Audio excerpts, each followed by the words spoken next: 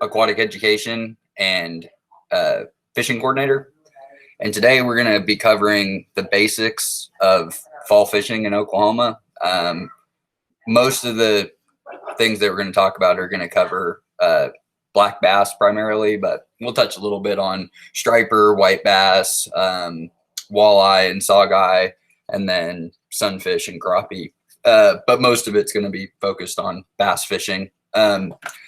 So as you can see up on the screen here, all of the items that are listed in the photo here on your screen are what we're going to be talking about today. So this is kind of my fall fishing playbook, so to speak. I don't venture very far away from any of the baits and lures that you see on the screen.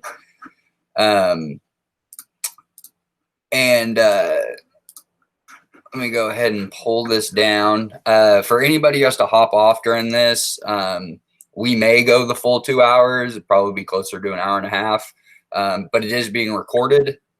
So if you have to hop off at any point in time, it'll be available at wildlifedepartment.com on our fishing resources webpage by tomorrow. So if you have to jump off, don't feel like you miss anything. You can come back and watch it on our website, or you can watch it at our Outdoor Oklahoma YouTube channel.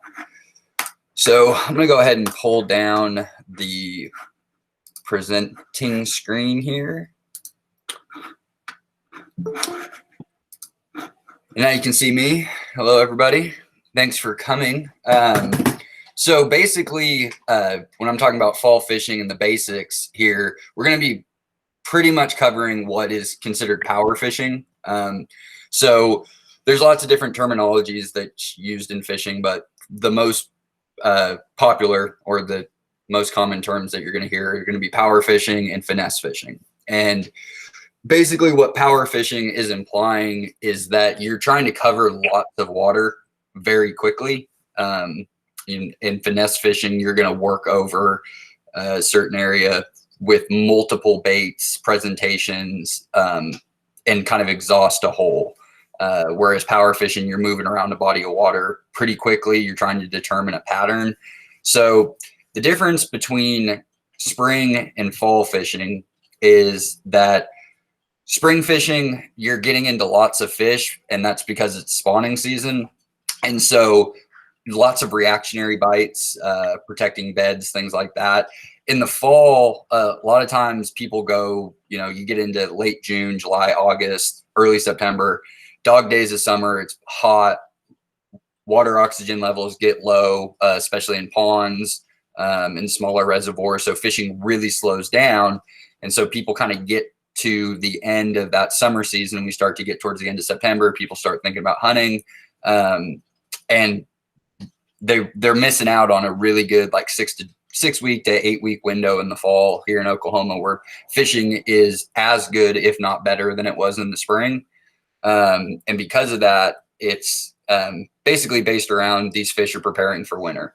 So they're targeting primarily bait species. So for bass, that's going to be shad and bluegill. White bass, it's going to be shad. So a lot of fall fishing is visual. When you get to a body of water, you're going to show up at a place, and if you're on a boat and you're on the water, obviously your electronics are helpful. But really just a quick glance at the water, especially in the early morning hours, of seeing if there's any surface rising. Look for birds. Birds are a really good indicator, especially on big reservoirs. If you can locate an area where there's, especially like gulls and diving ducks, they're targeting, those bait fish, and they can see them. And so getting near where birds are at in the fall is a really good idea, because you're probably going to be on schools of fish. And in the fall, unlike the spring, lots of species start to form schools. So like black bass are typically seen as more solitary for most of the year. There may be 5 or 6 fish on one piece of structure or cover, but that's, they're not moving as a unit. But in the fall, these fish will form these loose schools and they'll chase these bait fish all over the lake all day long. So the visual of being able to see that happening can put you on fish quicker. And that's why power fishing in the fall is so important, because you're wanting to cover as much water as possible. It's not a good idea in the fall to sit in one cove or somewhere where you've had success before and just hammer it over and over and over again. You're going to find these little pockets of fish throughout the course of the day. And you're not necessarily trying to catch every single one of them in a given spot. You know, these power baits are targeting the most aggressive fish. So in a loose school of, let's say, 10 bass that are running, you might catch 3 of them, and you could sit on that school for another hour and try to pull out those other 7. But your best bet is to just take those 3 fish and then move on to your next area. So in getting to that, we'll start covering, once you get to the water, what you should have your rods rigged up. Obviously, if you're fishing like a pond or a small impoundment where you're fishing from the bank or you're fishing from a dock, you probably only have 1 rod with you, maybe 2. If you're on a boat, it's always a good idea to have multiple rods rigged up, just so it's easy to make switches between lures, and snap swivels. We'll start to get into some of that. So I'm going to kick it off with kind of our biggest baits, which are going to be our search baits. So we're trying to mimic these schools of bait fish, while locating, you know, bass or white bass, or if you're on Texoma, stripers, lots of lakes around the state with hybrid striped bass. All these fish are doing this similar things. Crappie, they're out in some deeper water and they're in their loose fall schools, but all these fish are essentially preparing for winter, but their behavior is almost on par across the board, from catfish to sunfish to perch species to largemouth, smallmouth, black bass. So the first search bait, some of you guys may be familiar with this. This is an umbrella rig. So this is a singular tie-on point at the top, but it allows you to have 5 baits on it. It's always a good idea to read the regulations. Oklahoma does not have any restrictions against using umbrella rigs. They're typically called Alabama rigs, A rigs, but they're anything that can produce more than 1 hook point off of, you know, a singular tie-on. So the way that these are used, each one of these has a snap swivel on them, and you have a lot of different options of what you can rig on the backs of these. Most people use what are considered like a swim bait. So it's either a pre-molded plastic that's in the shape of a bait fish, or you can use grubs with a jig head on them. So I'll show you a few different options of what you could use on your umbrella rig. This is probably one of the most popular styles of fishing. In the last probably 5-6 years, these umbrella rigs have become really popular because it's creating, essentially, instead of just having 1 lure, you have 5. So you are mimicking a small bait ball. So a big fish is going to come in and it's going to try to grab as much as that at one time. So these typically produce really big fish, especially largemouth bass, very popular with largemouth bass anglers. Oklahoma state record that was caught several years ago, 2013, I believe. It was caught on an umbrella rig. Tennessee, they didn't allow umbrella rigs. They were illegal in the state. They're illegal in most tournaments. So if you're a tournament angler, you know that you more than likely aren't allowed to use umbrella rigs, but some states ban them just for general recreational fishing. And Tennessee was one of those states, and they ended up lifting that ban 3 years ago. And the year that they lifted it, they broke their state record a couple months later. So Alabama rigs are pretty keen for your bass anglers. But so you're going to take your snap swivels on these. And one thing that is I've seen people do that you don't want to do this is don't put different baits back here. So this is meant to be 1 school of fish. So whatever you're putting on, keep the same color, same size, shapes, and profile, or it's not going to look like a natural presentation. So here's a few different options of what you can put on the bag. This is just a pre-molded 2-inch swim bait that's on a 1/4 ounce jig head. Now remember, every piece of weight that you put on here, because this is pretty much weightless, this probably only weighs a 32nd, 64th of an ounce. if you put on 5 baits, your weight of this is going to be equivalent to whatever you put on. So if you're putting on 1/4 ounces, you know, you're at 1 ounce and 1/4 once you've filled out this 5. So using these power baits, it's pretty typical to use a bait casting equipment. You don't really want to use finesse spinning gear with these because they're so heavy. Now you can if you line them up and you have a real capacity that can hold, but you're going to be throwing this probably with braided line or very heavy monofilament, 20+ pounds. If you use 12 pounds, you're going to snap this off, and these are expensive. The smaller ones run you about $8, and some of these larger ones can get all the way up to being $20. So not fun when you snag these up. So always make sure you have enough line on your rod to be able to pull it out if you get in some junk. So we'll rig this first one up, and we're just going to use I like pre-made ones. You don't have to worry about jig heads or anything like that. And they usually come in packs of 5, so it works out perfectly for this. So we put all these on. Now your back, this one sticks out a little bit farther than your other 4 arms. So this is generally the bait that gets hit because bass are going to be attacking from behind or below. So you could put essentially maybe a bigger bait back here. So what you can do is if you're running these pre-molded ones, buy a pack of the smallest size and then buy a pack of the next size up. And on your 4 around the arms, you would put that smaller size on each. And then your trailer one would be the bigger, you know, the enticer bait. But you are pretty much throwing these on drop-off ledges. So near dam, like the riprap on the dam is a popular spot to run them. Now, the easiest way to fish an Alabama rig is to troll it just because it is so heavy. So making multiple casts again and again and again is going to wear you out.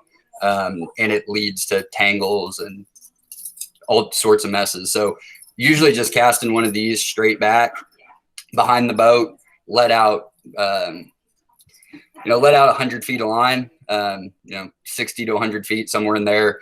Then depending on your weight, your trolling speed is going to be your depth. And if you're on the body of water, your electronics, if you've made a scouting run over an area, you can kind of see at what depth fish are holding. And your electronics may provide you the big bait balls that are also out there.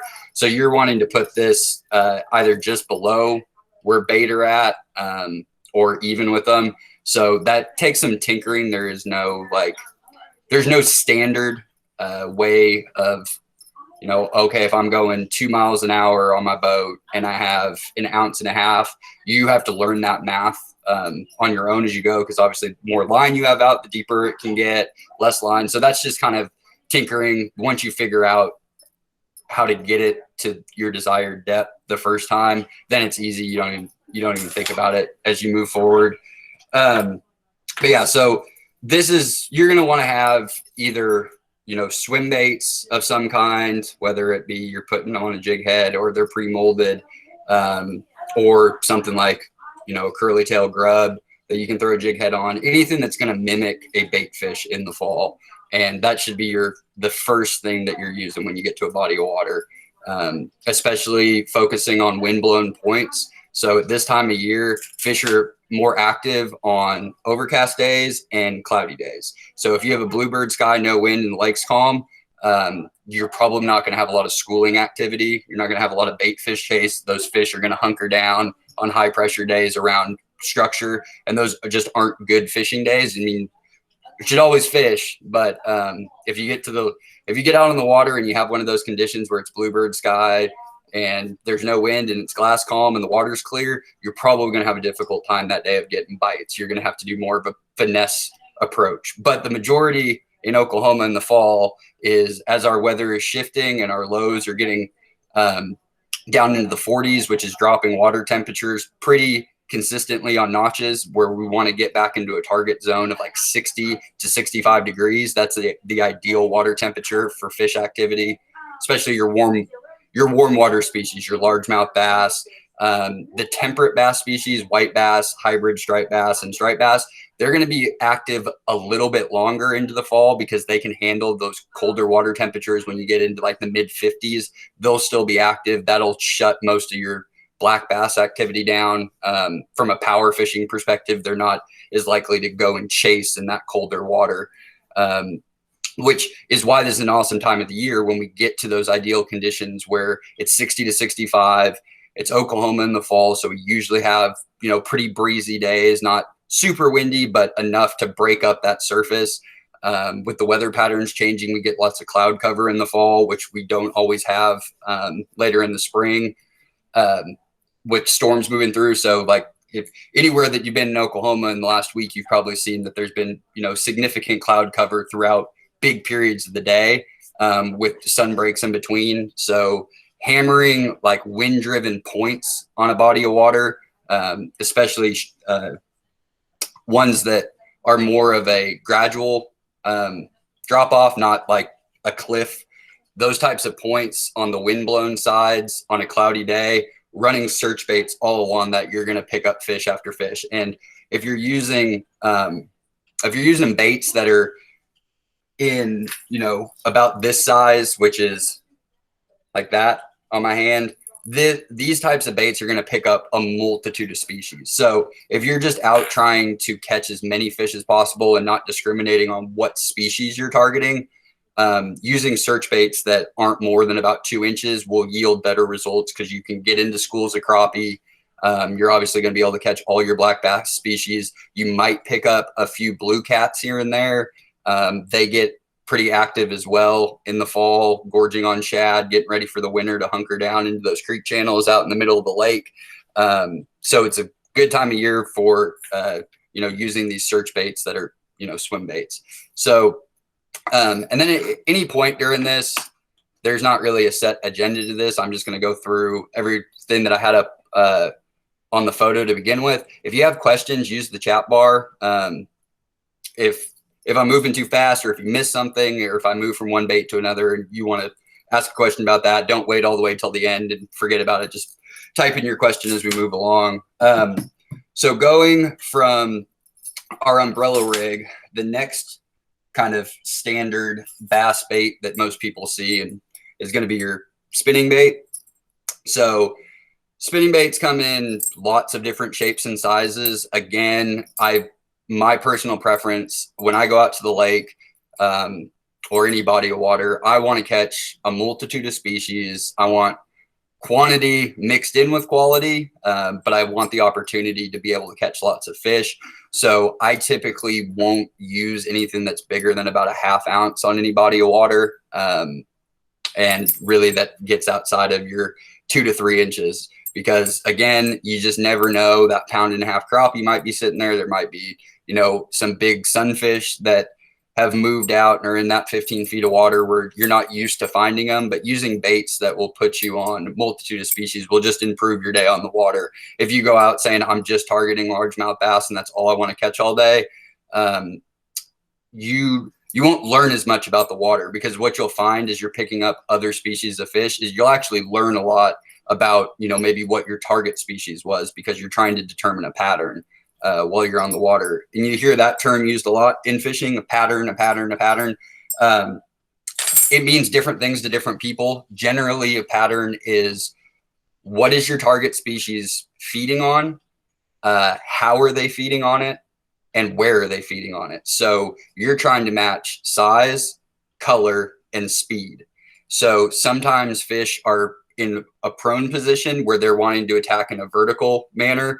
And that's where using like blade baits or spoons, a lot of people give up on the spoons. You know, spoon was one of the original fishing lures. It's very effective today, just as it was, you know, 100 years ago. But you can fish these in a vertical position. So if you are on a body of water and you're not fishing from the bank or a fishing pier that's in deep enough water, when you're on the boat, you can use your electronics. And if you're seeing big schools of bait fish down maybe 10, 12 feet into the water column, and you're seeing those bigger markers around them, which are, you know, the predatory fish that are trying to bust up those bait balls, a vertical presentation is very effective for all species of fish. And basically what you're doing is you're dropping this straight down below the boat to your targeted depth. The easiest way to do that, a little cheat trick that you can use, is from your spool on your bail of your rod to your first eye guide is generally somewhere between a foot to 18 inches. So if you just open up your drag a little bit, you can actually just line pull when you're fishing vertically so that you get to that desired depth, as opposed to opening up your bail, letting it fall and, you know, thinking where that's at. Some people will take a Sharpie and put notches on their fishing line. Like beforehand, they'll run their line out and they'll make marks at 8, 10, 12, 14 feet on it. So they can watch as their line goes to know when to snap the bail. But spoons fished erratically, either directly below the boat where you're just getting into a desired distance and just shaking it, or quick pops, let it flutter back down. You know, it'll go up like this and shakes back down. Or if it's going erratically, it's fluttering and twitching and doing all this stuff. That can be really, really effective at this time of year, especially out in the middle of a body of water. A lot of times, you know, those fish will run those bait balls off of those points where they've been driven into with the wind. And so you're out in kind of unusual fishing territory, because most people associate fishing with, you know, banks and structure and working their way along that, or maybe just off of the bank. But when you start getting out into the middle of a body of water, out into the main lake, it's a lot more difficult to identify exactly where fish are, which is why power fishing is important in the fall, because you're wanting to cover as much water as possible and being able to throw, you know, big distances. Trolling is not a bad strategy in the fall. If you're having difficulty locating fish when you get on the water, if you've hit those wind driven points, if you've fished around the riprap, if you've, you know, bounced it off of cover and structure all over your favorite creek channels and coves, and you're not finding fish, there's a strong possibility that the majority of your actively feeding fish are out in the main lake, which is difficult to fish because obviously that's a giant area, and you're looking for just a very small targeted circle. So making a couple of passes while trolling, you still have a line in the water, as opposed to not trolling and, you know, trying to mark things with your electronics. So trolling the main lake channel when you are struggling to catch fish, especially if the conditions are good, that will help you get in on a pattern, and it allow you to fish multiple baits at the same time at different depths. So, you know, you can troll a spoon, like it'll flutter back behind there. That's always a good one to have on, because if they are keying in on that, you might be able to get into that vertical presentation throughout the day and pick up different fish. But then if you're just trying to cover different distances and depths, your crankbaits. So plugs, crankbaits, hard baits, shallow diving, all the same thing, all mean the same thing, depending on where you're from. They, you know, you might call this something different. I say crankbait, and then I identify the crankbait by what its depth is. So is it a deep diver, a medium diver, or shallow diver? Your primary colors in Oklahoma to focus on are going to be your reds and blacks, which are going to mimic your crawfish species. Your bluebacks, little chartreuse, white underbelly, maybe a little bit of orange. A lot of our gizzard and threadfin shad in the state have kind of a bluish coloration on their back, depending on water turbidity. Chartreuse is always a go-to. This isn't just Oklahoma, it's pretty standard across the country. Chartreuse is pretty popular. And fishing these, you know, if depending on what body of water you're on, if it's just a normal, same as statewide, you can have 7 rods. I wouldn't recommend trolling 7 rods. You'll start to get hung up, but 4 rods, if you can manage it, especially if you have a couple of people on the boat. If you're fishing by yourself or you're the only one fishing, I don't recommend using more than 3 rods or 2 rods, because there's a chance, especially on lakes that have big white bass populations, you might have all those rods double over at the same time, which can be a pain. You know, obviously don't want to lose the fishing rod while you're out there. But the more lines you can get in the water to fish the main lake with crankbaits, you can cover a lot of water. And what you're going to learn on that, if you do start picking up steady fish, is you're going to know what they're keyed in on color and what their depth is at. So once you get that, then you can stop trolling and position your boat in areas where you found fish, and then you can make your cast if you don't want to just troll all day. So the if you get into them good too, especially on crankbaits, if you can match the color, but you don't really want to throw the crankbait out there, or maybe you can't cast it far enough because you don't want to park your boat right on those fish. You always want to get as far away from them as possible to make a long cast, especially to schooling fish, because you can spook them around pretty easily, and then you're just playing chase all day. But if you match your spinner bait in that similar color and size, and you can throw these a little bit farther, they're a little bit heavier than your crankbait, not as affected by the wind, then switching to your spinning bait that matches that color pattern that you found on your crankbait can lead you to more fish.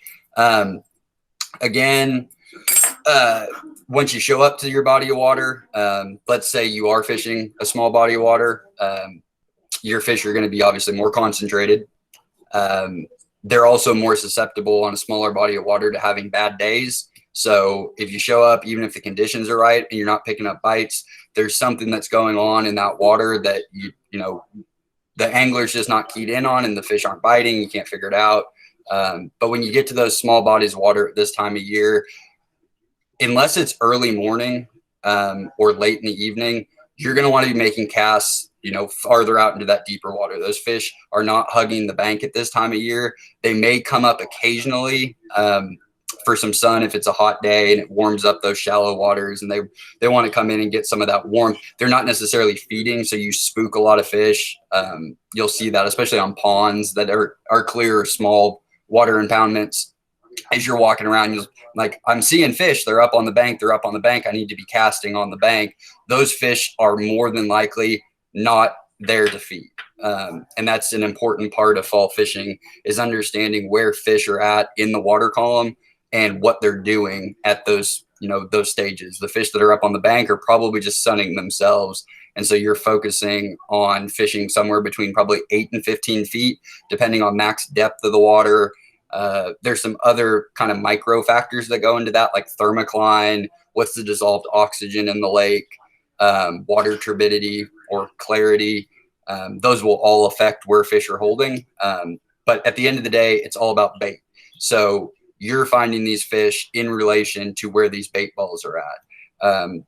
And then as you kind of get towards late fall fishing, if you get some really, really cold days, if you get like a dramatic swing in water temperature at below surface, the first 3 feet, if you can really drop that water temp, fishing out in the middle with that spoon again, you get shad die-offs. So every winter we get these big shad kills, and we actually have a virtual course coming up in December that's going to cover targeting big blue cats in the winter.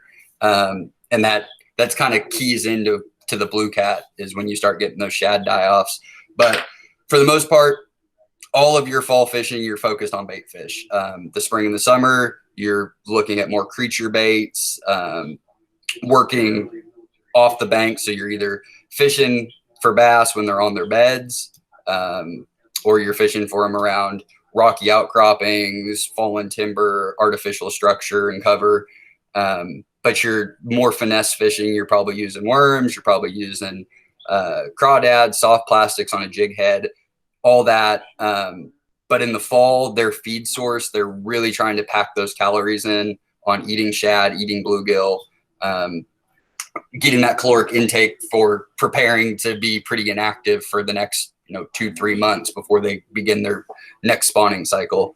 So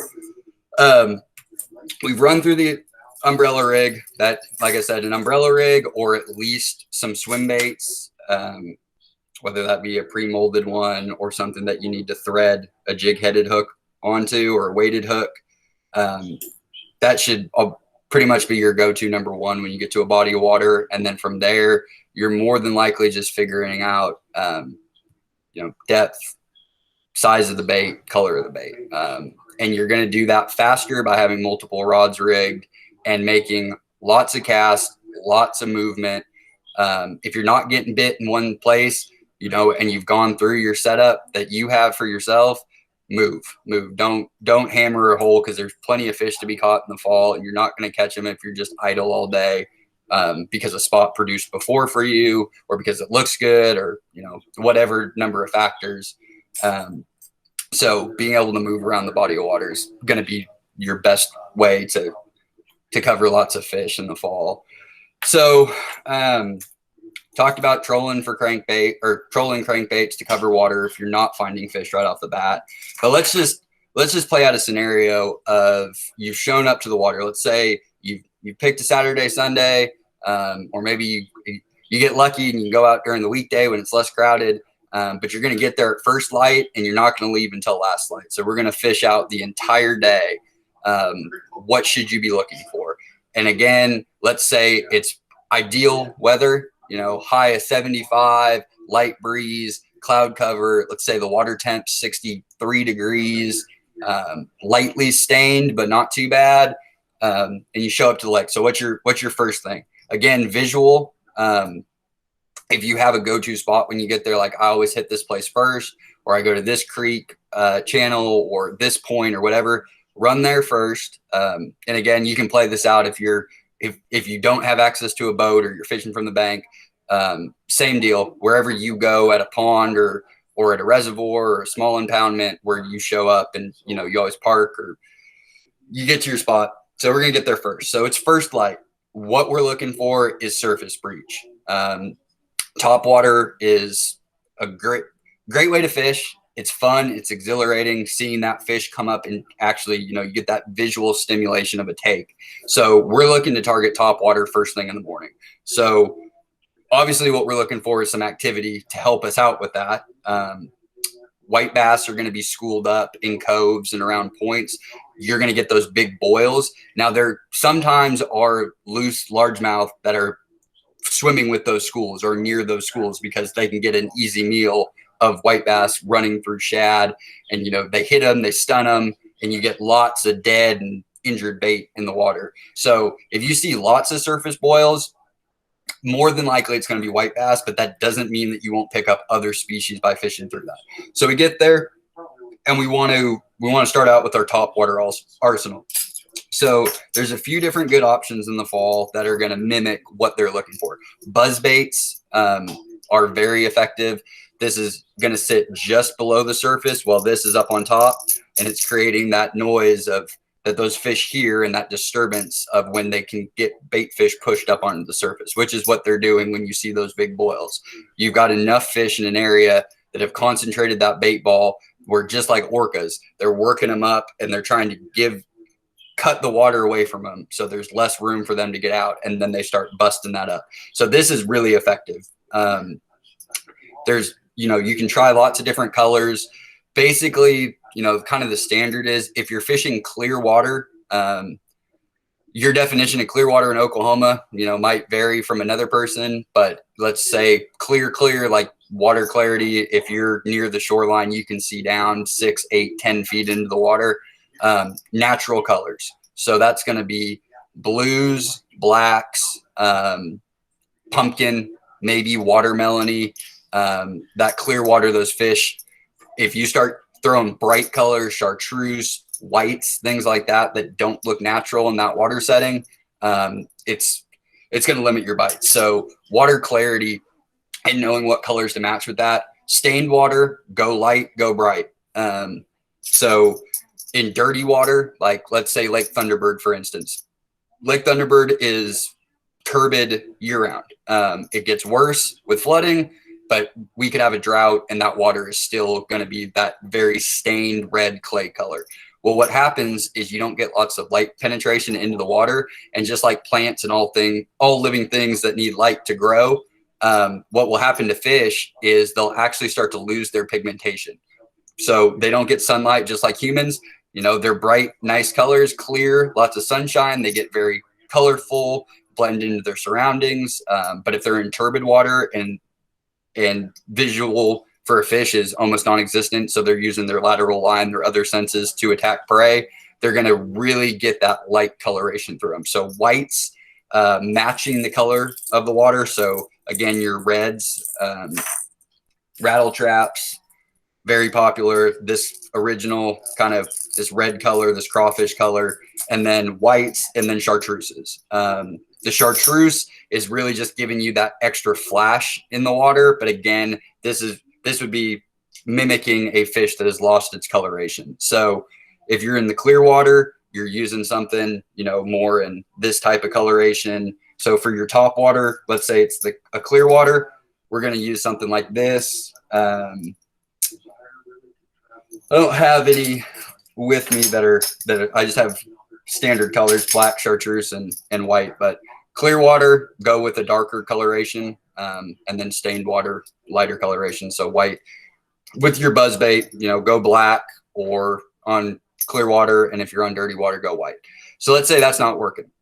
You've run that through those schools of fish. You're not picking up fish. What top water you go to then? Maybe that presentation is a little too fast for them. Maybe they're not liking that churning on the top. They're looking for more of a subtle presentation. You can go to little top water, like you'll hear the term walking the dog. So this is a Zara puppy. Zara spook is a little bit longer, but this one is like 3 inches, 3.5 inches. And basically what you're doing with these is you're casting this out and flicking the rod tip downward in a downward motion will a slow, steady retrieve while popping the rod tip down. And what that's going to do is it's going to make your lure do this in the water as it works back. So you're walking the dog. And that's just going to create a very subtle surface break. You'll get the light ripples, but essentially this would work in that scenario of you've got bait fish schooled up. Well, a bait fish gets hit, it gets stunned, it's disoriented, it's on the top, it's dying. That's what this is mimicking. So these are very effective on top water, especially in low light situations. Your best colorations for these are just going to be, they're all pretty standard. You get kind of these black and gray and red colorations, pretty standard, or white. These are the most common colors for these top water lures. You could try one of like the tiger striped ones, the ones that are the green and orange and red and black, but sticking to your shad colorations, especially if you're already seeing boils or you're throwing in areas where the expectation is that fish are going to be feeding on shad. You can use a little torpedo. So this one, same deal. You could walk it in, but this one, as long as it's in motion, it's creating just a little surface wake behind it. Again, just surface disruption that is stimulating those fish to feed. So these are good if the buzzbait's not working. If you happen to get back, or if you're getting a little bit bigger, maybe the bite is really on, they're hammering anything, and so you want to throw something that maybe you can see better in the water. Again, this is just a bigger version of walking the dog. This is like a big golden shiner. This actually, I've had more luck with this on small bodies of water. Lots of the ponds that I fish, one of the primary food sources is golden shiners. So that works really well, especially in those low light hours in the morning and the evening. Or you can throw these big, chug plugs where it's a popper. And with these, you're just fishing them, just giving it rod tip, pick up the slack, rod tip, pick up the splash. And then it's just chug, chug, creating that surface wake. So starting out with that buzz bait, then working your way through some stick top waters, all the way up into maybe some more aggressive like poppers. It's making the noise and the disruption that you're having with the buzz bait, but it's moving at a much slower rate because you're pausing it. Whereas the buzz bait is fished on a fast to steady retrieve coming across the water. Because if you pause it, where did that go? These are obviously weighted. So if you throw this out, it's going to sink, but it's meant to be fished on the top. So you have to keep it moving pretty quickly to keep this on top of the water. If you try to fish this erratically and let it go under, it's just, it's not going to do what the lure was intended to do. So by slowing it down with the stick or with a little like popper or chug, that's going to be your top water bite in the morning. Now, if you're in the backs of coves and you're fishing in, relationship to some structure there, and especially cover that's coming off, anywhere where you have some transitions from that shallow to deeper water. Topwater frog. These are pretty effective, especially if you're, this is primarily going to target largemouth bass, maybe spotted bass. But fishing these in the backs of coves in the early morning, this isn't going to create a whole lot. This is very subtle profile. So if you have big grass mats, areas where you're trying to pull fish in the morning that you can't get to without weedless,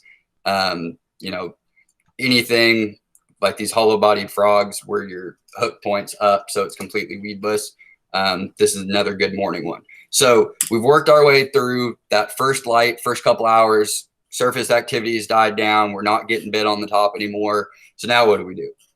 Now the fish have moved the bait around. They're no longer forcing it to the surface. Those fish have scattered back out. So now how are we going to find some fish? You have a couple options. You can go back into the backs of coves, main creek arms that come out, especially prominent ones on big reservoirs, working your way through the middle of a cove. So instead of focusing on the banks where you'd be fishing on the spring in that same cove, because you're targeting that shallower water where those fish have moved up for spawning, now you're targeting the middles of the coves. So think of, here's your cove, and up here at my fingertips is the back of the cove. And then here's the mouth, and it's opening up, out into your main lake. So you're wanting to fish right down the middle of that. So where the original creek was before the body of water was dammed, that's going to be your deepest depth, but it's going to create bottom structure. So you're going to have, that water has flooded, and it's flooded out of that creek channel. But that creek channel right there in the middle is going to be kind of that highway for those fish. They relate, especially bass species, they relate so much to structure. And if you're unaware, your two main terms, cover and structure. So cover is going to be surface or above surface. So it could be an overhanging tree that provides shade. It could be lily pads. It could be grass mats. Anything that's on the top that's providing, think of cover as an umbrella. It's something that's above you. It provides you some shade and some comfort. Structure is any piece that, if you were just to think of the bottom of the lake as just one big sand pit or one big clay pit, anything that's of hard substance is structure. So different depths where that creek channel where, think of it maybe like kind of a box, and then around that is flat and gradually going up to the bank. That creek bottom is structure to those fish.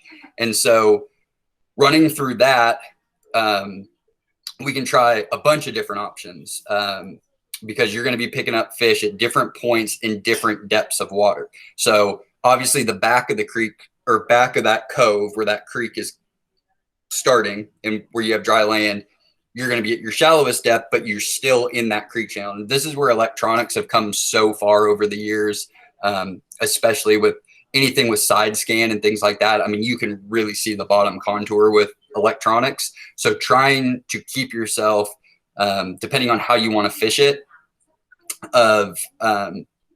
staying right above that. So that every cast you're making is either coming straight down those creek channels or is right on the edge. Because what those fish are doing is they'll sit right below the ledge where the creek is at, and they're looking for, food to ambush to come up off of. So you have a lot of different options to fish that type of scenario on those creeks. You can fish off the bottom with a jig. So a really effective bait in the fall is a bladed jig head or a chatterbait, or swim jig. And basically with this is you can fish it just like that right out of the box. Most people add some type of trailer to it.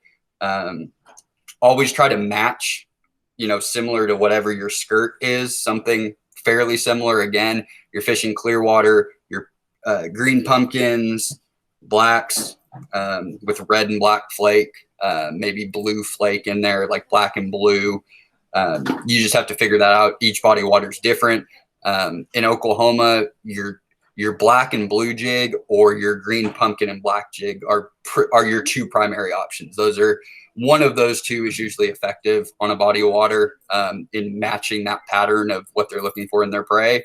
So you'd put your trailer on, and you can fish this two different ways. You can cast it straight out, let it fall all the way down to the bottom, and then slowly jig it up, pick up your slack, do that, and do that all the way back to the boat. Or you can cast out, let it fall down to the bottom, and then retrieve it as if you're retrieving a crankbait or a swim bait. And you can either just steady retrieve it in, or you can, make some erratic pops with the rod tip to move that around. But your swim jig can cover a lot of water very quickly. And the great thing about them is they come in lots of different weighted sizes. So depending on what your water depth is, you can really switch these out pretty quick. Again, if you're using these hard baits, don't tie your line directly to your bait. Use a snap swivel. Generally, you want that snap swivel to be, a similar consistency and size to what what your eye hole is and the front of the bait. If you use one that's too small with too heavy of a lure, you're bound to, unsnap that and go throw in your lure. And if you go too heavy, exact opposite, there's too much swivel. So trying to match it fairly close to what you have on, but then you can change out your baits very quickly. And what that snap swivel also does is it helps create more of a wobble, which is stimulating that fish's lateral line, especially for largemouth bass, smallmouth bass, black bass. That vibration that you're making, especially in dirtier water, that's the sense that they're using. So adding that extra wobble to your swim jig, to a crankbait, if you tie the line directly on to this and you're working it back, it's going to stay just a light wobble on it. It's not going to get as much action. But when you put that snap swivel on, it's not tied directly to the line, especially one that is allowed to rotate. You're getting a lot of action, a lot of erratic movement of that fish, of your bait fish mimic. So that I recommend using a snap swivel on all of your hard baits that you're throwing out there. Not for topwater. Topwater, you want more control of that bait and you're doing the work. When you're fishing subsurface and you can't see what's going on and you're relying on feel, then having that snap swivel is giving you that extra action that you wouldn't get if you tied directly on. And it allows you to immediately change bait. You're not wasting time having to cut your line, retie every time you want to change lures, especially if you don't have 5, 6, 7 rods on the boat that are all rigged for very specific purposes. So I would recommend going with either a bladed jig or just, a shaky head, just regular jig, and either swim it once, no reaction, then fish it off the bottom once, no reaction, switch your bait, and then move on if you're not getting bit. You can run your spinner baits in coves, very good mid-morning, 9 a.m. to noon. Running these again, if you're in clear water, try to use darker colors. If you're in dirty water, something that's brighter, but same deal. Work those creek channels, work them all the way out.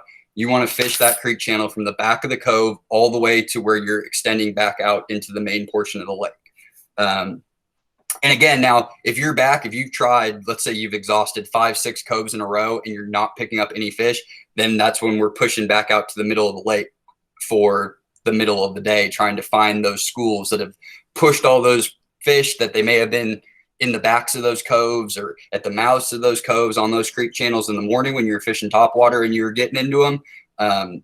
Sometimes they just recede down into those creek beds but stay in the coves. Other times they're going to push out, and they typically push out towards the middle of the day.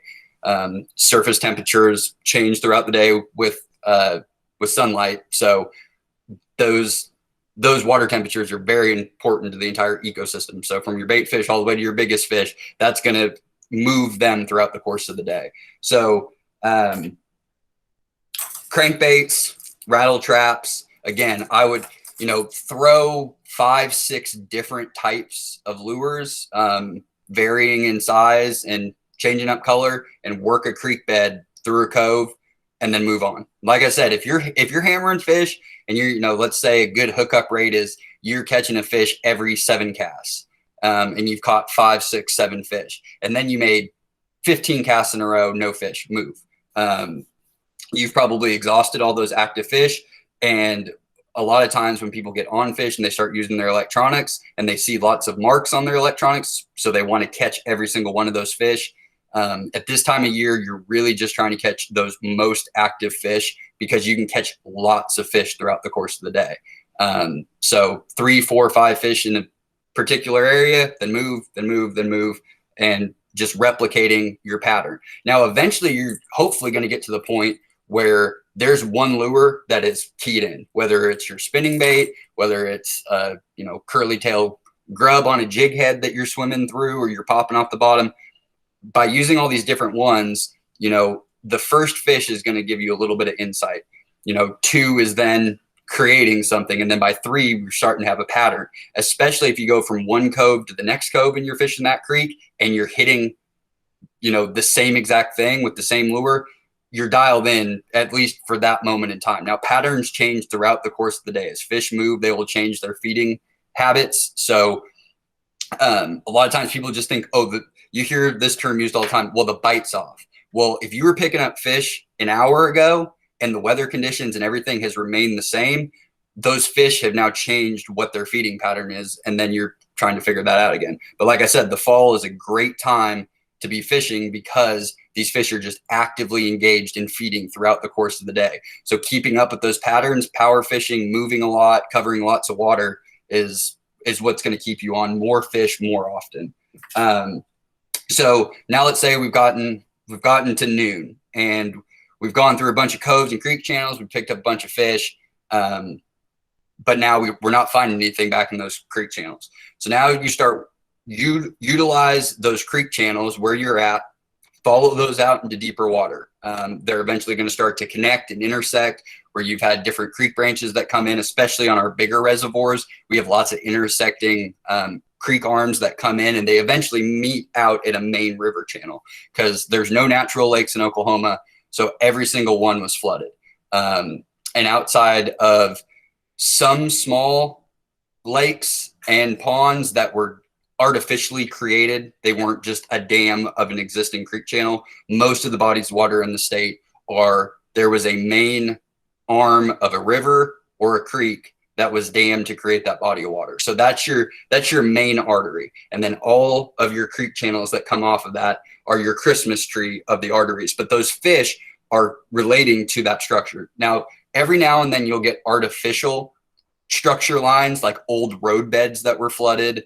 And those will act as creek channels. But you're basically, to stay on fish all day, you're following creek channels.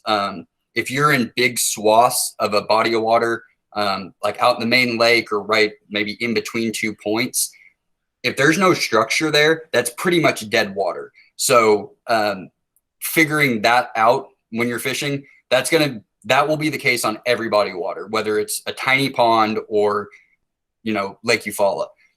Every body of water just has dead zones for fish, especially your predatory fish, because predatory fish are ambush, and so they need those main highways of structure to relate to in order to push their prey around. So avoid those dead areas, and it's easy to do that when you're on the water if you're using your electronics. A lot of those electronics come with pre-purchased maps of major bodies of water, so you might already have that setting inside right when you take the electronics out of the box, and you can hit that lake and it's going to show you those contour lines, and they might even have the topo mapping of the bottom so you can see those creek channels. If not, making waypoints on your electronics as you're fishing throughout the course. If you do it once at a body of water, every time you're there, eventually if you fished it enough, you will have made yourself an entire map of that body of water. And that's very important for fishing at all times of year, but especially in the fall, as they're keyed in on bait fish. So they're just using those creek arms out to the main artery of the lake throughout the course of the day. And they're just following that. And then you're going to have your dead zones in between. So if you can avoid the dead zones right off the bat because you know where they're at, that's great. Then you're focusing. But if you get to a new body of water, you're not that familiar with it. You're like, okay, I'm in a creek channel, and then you start drifting off, and then you're 50 feet outside of it, and you've been fishing for 45 minutes, and you're just, you're fishing that dead zone without knowing it. So identifying that on a body of water is, paramount to your success while you're out there. So we made it to midday. We've pushed fish out deep, and we've followed those creek channels out. and now we're back on fish again. So that was, we talked about the vertical presentation before. Fish are either wanting it going straight up and down, or, some type of horizontal movement. So once you find those fish out in the main body of water, again, run through your cycle of everything you used. Obviously start with the pattern that you had on where you've caught the most fish, but if that's not working, run right back through your playbook again. Start with a bladed swim jig, move on to your crankbaits and your spinner baits, work in your spoons, maybe, a soft plastic on a jig head or a weighted hook. But you're recycling your pattern over and over again until you find it again. So what was working, one particular crankbait worked great for 4 hours. Now all of a sudden, maybe they're keyed in on a different prey species, or they've just changed their preference on pattern of what they're looking for to hit. Again, as that sun moves throughout the course of the day, the water, what they're seeing in that water changes. So where the light's coming in, it can subtly change the color of something, from a fish's perspective. So subtly changing colors, even on it may be the same profile bait. So you may have gone something where they were really keyed in on that yellow part of the body. But now we've hit midday, the sun's straight above, and now they're looking for something that's, similar shape, but it's more of a white coloration or more of a subtle yellow, not running all the way throughout it. And it can be as simple as that sometimes, or they've just completely changed their pattern and they're looking for a bigger bait. They want a bigger profile. Maybe they want a bigger profile and in a completely different color. That usually doesn't happen. It's usually just subtle variations of a color pattern that you found through that day. But bait profile could change. They may have gotten into a school of bait fish that are a lot bigger. Most balls of bait, generally the baits are similar in size. You very rarely, get out there and you get a big bait ball where you have tons and tons of just drastically different shaped size fish. So your bait balls are going to vary on how big each individual fish is within it. So as those fish move out to deeper water, more than likely they're finding bigger bait fish in those balls. So like I said, if something like this was working in those coves in the morning and those creek channels that you were, bottom profile is maybe max depth of 15, 18 feet. And now you're out in 60 feet of water, but the fish are still holding in 8 to 12 feet in the water column. But now they're wanting a bigger profile. So, you went from this to this. It's essentially the same thing, but this is a much bigger profile bait. So having that at the ready and knowing that when I'm changing my lure selection, if I was catching fish earlier, it's probably going to be very similar in color, maybe slight variations, but it's more than likely going to be size profile. And then again, it could change on, are you vertical or are you horizontal in your presentation, but you'll pick up that pretty quick, because if you've keyed in on the pattern, a lot of times that presentation isn't as important. It's more so on days where fish are just kind of being finicky. A lot of times you'll find big schools of fish that are out in that open water, but there's something that's caused that. They're not feeding. It could be, high pressure bluebird, flat lake day, and they're schooled up. And you see them, you're like, man, there's tons and tons of fish below me. Why am I not picking up fish? They're just tight jaw. And now we can see that a lot. Crappie anglers see it all the time now that they're using live scope on their electronics. So they'll actually, they'll drop their lure down, they'll see, and that, they put it right on that fish's mouth and just tight lip. And lots of environmental factors that go into that. So like I said, your best fishing days always are going to be slightly overcast, slight breeze, and then usually pre-front. So the weather patterns are constantly changing, and pre-front is before you have a system move through. And those fish, they can sense that. They can sense those pressure changes. And so if you have a storm system that's coming through, especially a southerly one, where it's more warm air that's coming as opposed to a cold front, those days, if you can time your fishing to fish a day or two before, a system's coming through that's going to dramatically change, maybe 10-degree swing, 20-degree swing, rain, storms, anything like that. The 48 hours leading up to that fishing is going to be really good. Now if the weather's beautiful, a storm system's moved through, and now oh man, it's awesome. Yesterday was awful. It was stormy. Now it's clear blue skies. Great day. Let's go fishing. And you can't get a bite. Those fish are now in that post front phase where that high pressure block has come through. What that does on a fish is their swim bladders are sensitive to those pressure changes. And so it's essentially those fish are just uncomfortable. Like that feeling that you get if your pants are on too tight or something like that, that's what those fish are getting. And so they school up in relationship to structure. They're just not biting. So prefrontal fishing conditions, that's important throughout the course of the year. But in the fall, when we're using these power baits, you know, something where it's constant action. Finesse fishing, when you're sitting and you're working over a cove and you've made 300 casts to, you know, the bank a dozen different times with a dozen different baits, because you're just trying to pick every single fish off of every piece of structure there. It's fun, but the bites are subtle. You don't get that ferocious slam that you get in the fall when you're using these power baits that are, you know, steady retrieves, whether it's umbrella rigs, whether it's trolling, whether it's crankbaits, spinning baits, you know, jig heads with swim bait molds or grub molds on them. That's that attack bite that you get in the fall that you just really don't get the rest of the year as consistently. And it's fun. It's exciting. It gets your heart racing. You're cranking in that crankbait and you're just getting slammed on that. So just understand that always try to fish those couple days before the front. And if it's afterwards, especially if the weather, you know, and a front could come through, it could be a mild front. So the weather's changed a little bit, but it's also provided you an extended fishing period. You haven't quite hit that block where it's out.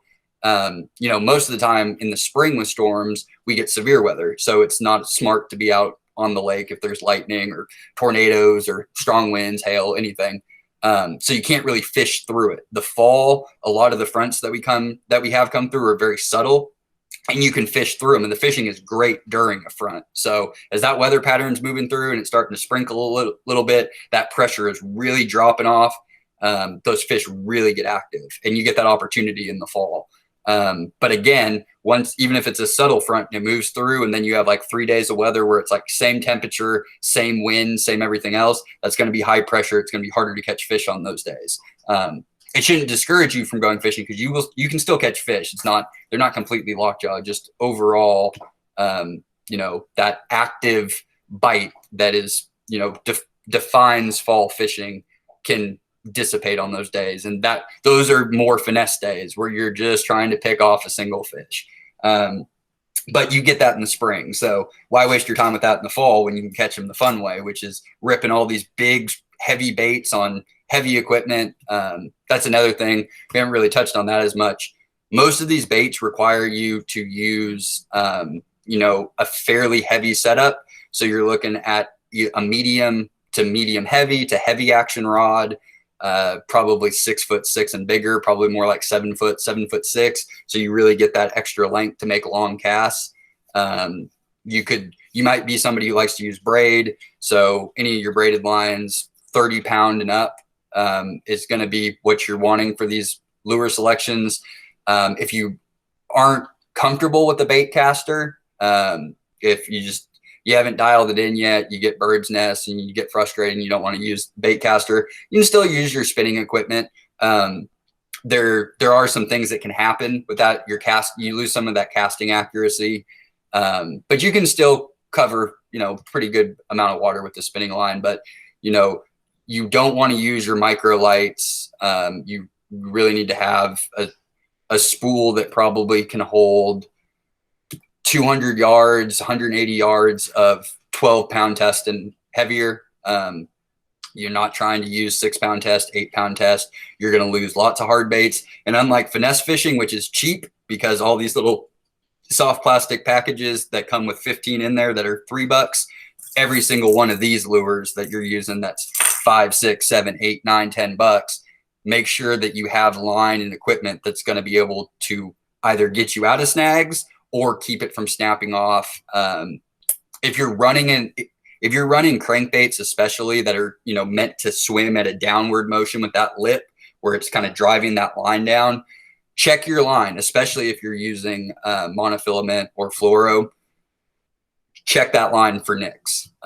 If you're running through heavy structure or creek beds that have like lots of rock outcroppings and things like that, you know, you're running your line, especially the first 12 feet off of the eyelid where you're tied off. Check that occasionally. You might find a nick and you save yourself a lure because you hook into a decent fish, line pops, or the next time you hit a snag, sometimes you just go to make that power cast throw as far as you can and the lure keeps going, but your line doesn't.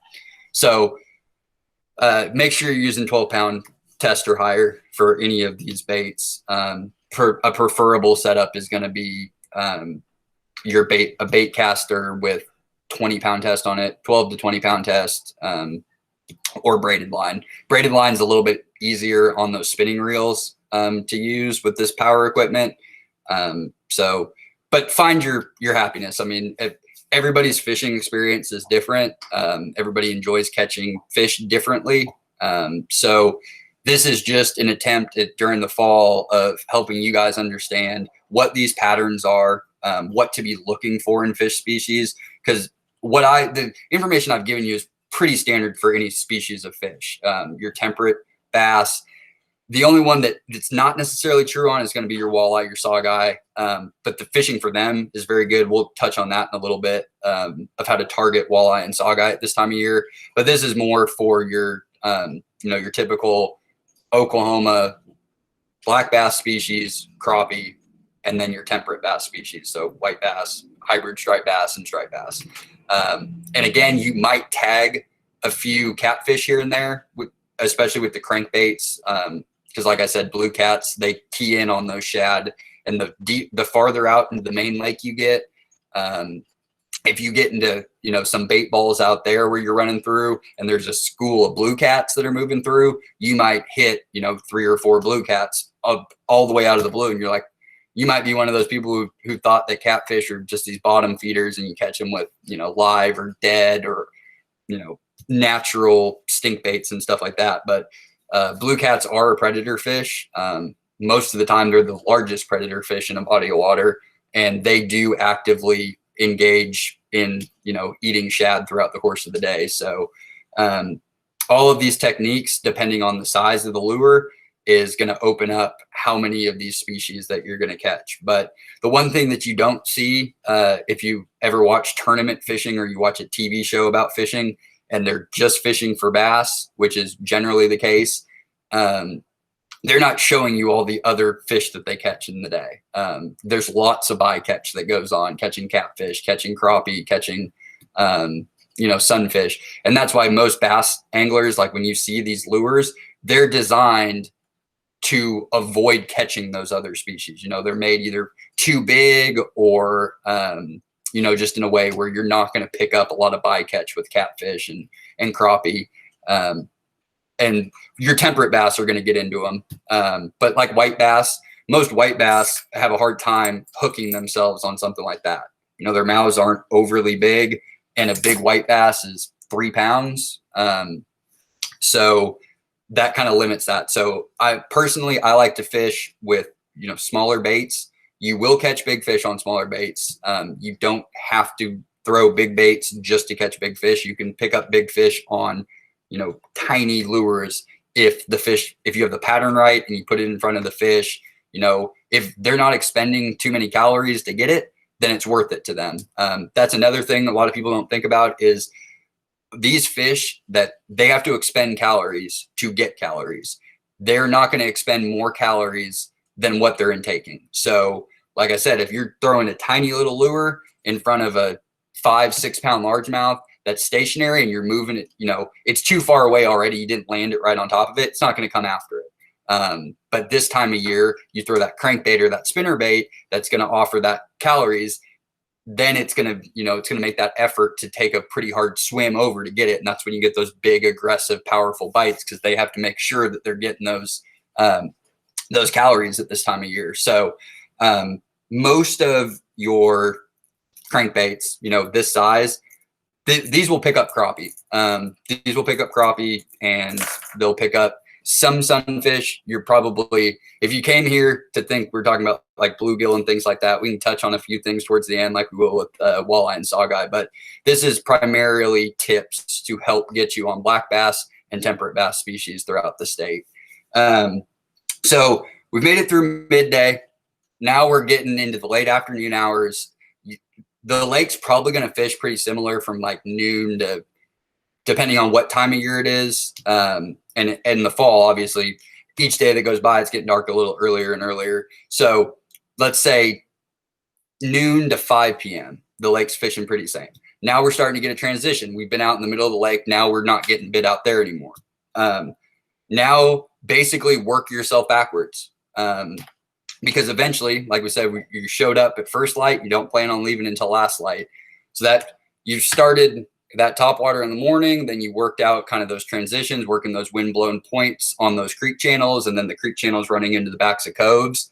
Now we fished through midday. We've been out in the main lake targeting fish that have schooled up off of either, tributary arms or over the main artery of the lake. But now sun's going down. Maybe the wind could go either way. Wind might be picking up in the afternoon. It might be dying down. You hope to keep a little bit of chop on the water, not white caps or anything, but break up is always better. If it does go dead flat, especially in the backs of those coves, we've worked our way back into these coves and these points, getting back into that shallower water. And we want to start transitioning back to a topwater bite. If that water's gone glass on you back in those coves, you want to use, something probably with more of a subtle profile, like our hollow-bodied frog. Jitterbugs are really good for doing that. This, you're just casting out and just a steady retrieve. You don't need to do anything for this. It's got the little wobble plate on the front. And so it sits low profile in the water and it's just moving through pretty quietly, just creating that little bit of vibration wake. That's what I'd recommend if the water's dead calm.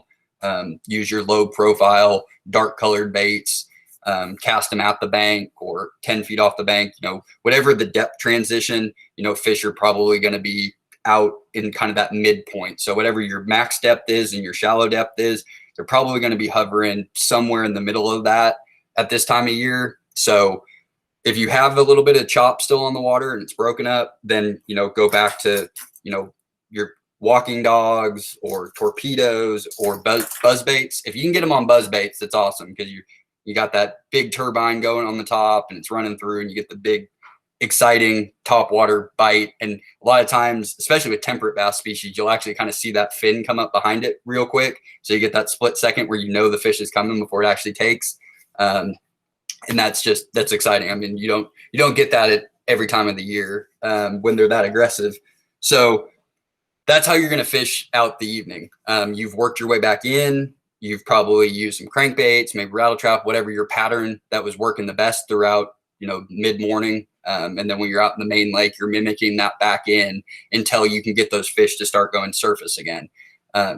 If you're seeing boils, if you're seeing rises, obviously switch to top water right then. If you're not, if the water is still, there's still subsurface feeding, keep working whatever your pattern was, whether it's a swim jig, just a swim bait, crankbait, whatever it was, spinner. Use that until dark if it's working.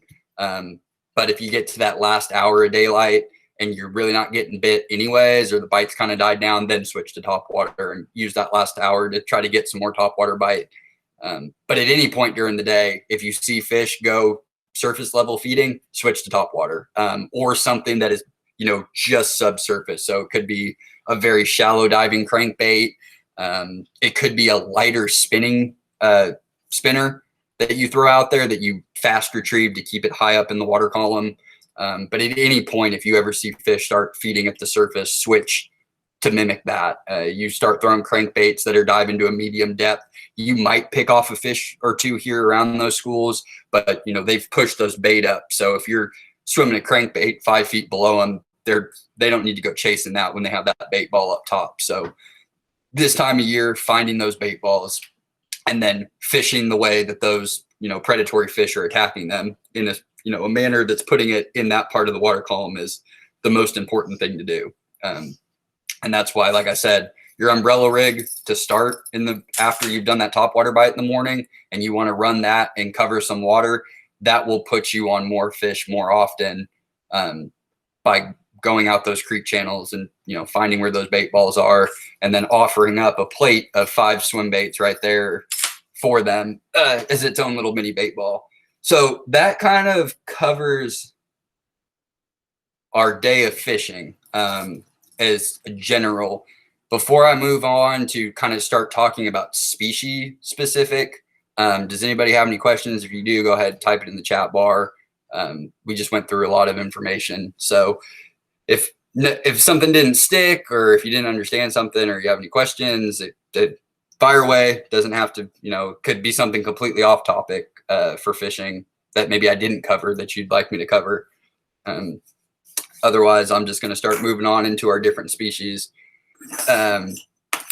So again, my personal preference, I like to catch as many fish as possible, and whenever I can, mix in some quality with the quantity, but I don't discriminate by species. So if I'm catching, white bass, or I'm catching crappie, or I'm catching largemouth, whatever the bite is on, figuring out the pattern, what we just walked through, more than likely you found a species that you have patterned in, and that's what your bite's going to be all day. But I don't like showing up to a body of water thinking I'm just going to fish for this species. More often than not, you're disappointed.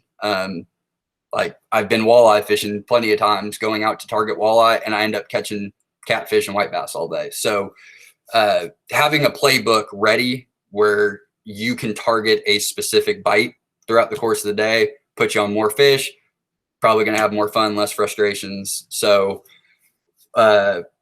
but now we'll just talk about the species and kind of what they go through at this time of year. So we'll start with crappie. Crappie are second more. Usually our angler surveys, crappie have gone back and forth with bass as the number 1 or number 2 most desired species in the state for anglers.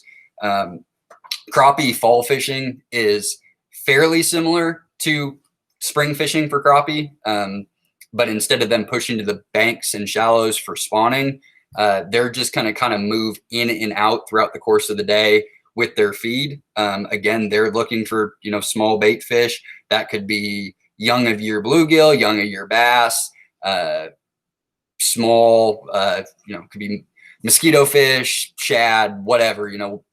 Most crappie, they tend to school up in size relation. So normally, if you're finding really big crappie, you've probably found 2 or 3 of them, and that's kind of their little loose school. If you're finding more cookie cutter fish, 8 inches, 8 to 12 inches, somewhere in there, then, you might find 15 or 20 fish. They, like our bass and everything else, they relate to structure. But sometimes crappie, unlike other game species that are often targeted that aren't your temperate bass species, they'll school in areas where it's not necessarily in relationship to structure. They're more than likely over that creek channel, maybe just slightly off of it, but they'll hold, at varying depths throughout the course of the day.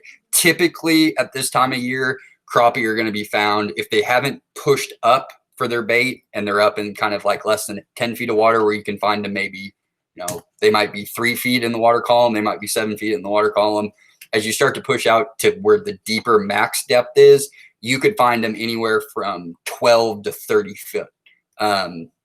So figuring out how to get to them is usually the most difficult part. But this time of year, they've formed a loose school. Crappie tend to have the most finicky bite.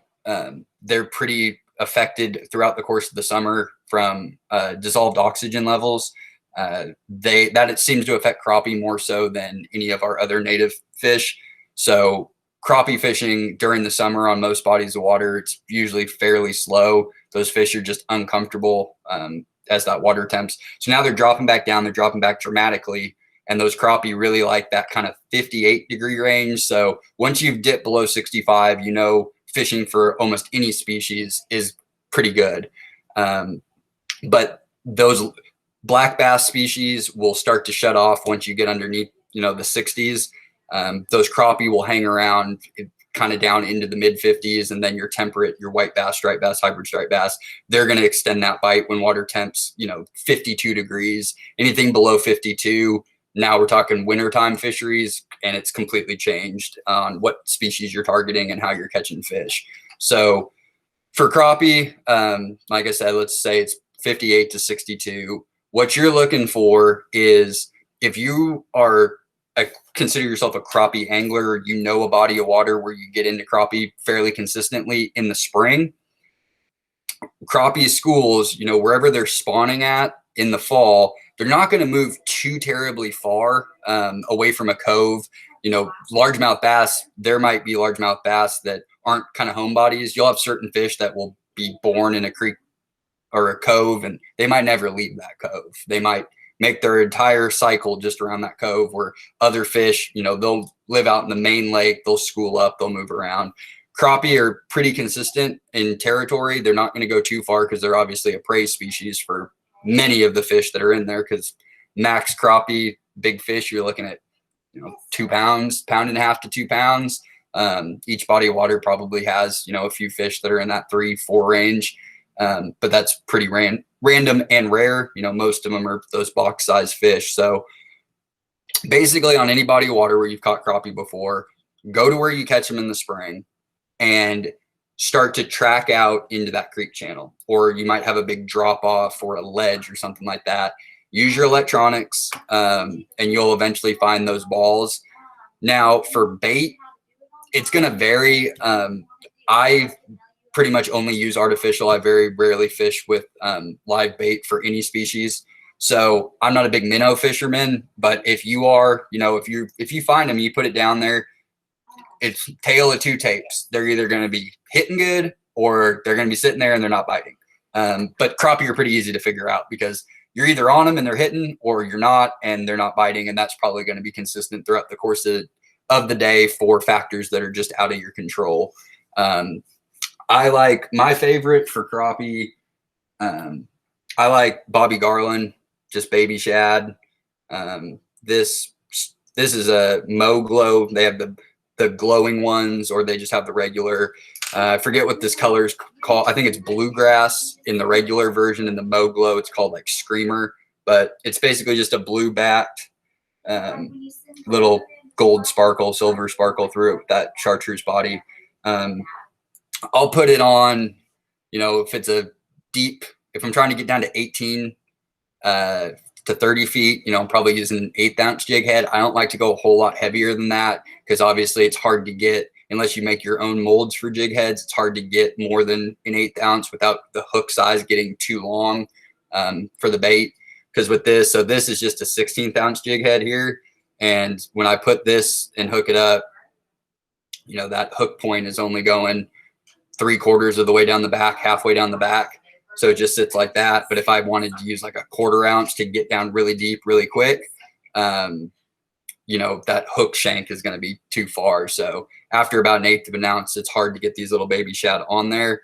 Now, what will happen at that depth is, if you open up your bail, or let's say you've taken the time and you've counted out 20 poles to get to that 20 foot, these don't sink very fast. I mean, a 1/16 ounce, an 1/8 ounce, and the wind and current, you're trying to drop straight down. So generally at this time of year, if crappie aren't up, fairly shallow, like less than 10 feet, where you can actually cast and retrieve and catch them, and you're fishing from a vertical presentation, put multiple ones on. So there's several different ways to do that. The easiest way is to tie on, have your first one that you actually tie your line to, where you're putting your knot on, have this be the heaviest one, in 1/8 ounce. Maybe you could drop shot if you wanted to fish with, just like a little dumbbell weight, and have that be your lead to go down to get it there, so where you can kind of hold solid. I think I have a line I can show you the easiest way for doing multiple rigs for crappie, and this can cover lots of depths. And this is just a good way that you're going to catch more crappie than other people if you're if you kind of know keyed in on that color pattern. But if you can use multiple jigs at the same time, and the easiest way to do that is, so let's say we have, I'm just going to tie this off to something. Let's tie it to the spoon for weight. But so let's say this spoon right here is your lead jig, or if it's your drop shot weight. Get this on here. Then you're going to be putting your other jigs. So let's say we want to get this, and we want to get it down to, let's say the fish are at 18 feet. So I want to get, if this is a jig, I want to get it to 18 feet or 20 feet. If it's a weight, I want to get it to like 20 feet, 24 feet. Because then up the line, the easiest way to attach multiple jigs on, just double over your line like this. And it's a little tough with, you know, little tiny jig heads. You can put another hook point into the jig head eye there and open it up a little bit, like work it around to knock some of that paint off. Because doubling over your line, it's a little tough to get it through the eyelid. This one might be too small to get through, but let's see if we can do it. I'll use something bigger just to show. We'll say this is the jig. When you put it through, you've doubled it over, slide it through the eye guide, so it's up like that. You've got your little loop, and then just take that loop to the back of your jig, and then bring it to the front, and then just cinch tight. And then with that, you know, you can have multiple jigs at different depths. And if you put 3 or 4 on there, then you can maybe experiment with size and color more.